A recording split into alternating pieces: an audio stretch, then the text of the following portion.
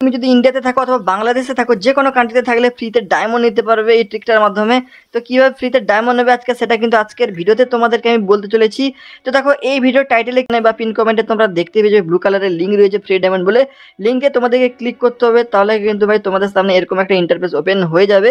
And ভাই দেখো এই জায়গাটায় তোমাদের না এখানে ডাউনলোড অপশান আসবে, ডাউনলোড করতে হবে। দেখতে পাচ্ছ এইভাবে কিন্তু এই অ্যাপটা ডাউনলোড চলছে। তো তোমাদের কিন্তু এই অ্যাপটা ডাউনলোড করে ইনস্টল করে নিতে হবে। দেখতে পাচ্ছ আমি যেভাবে করছি সেভাবে কিন্তু ইনস্টল করে নিতে হবে নিজেদের ফোনে।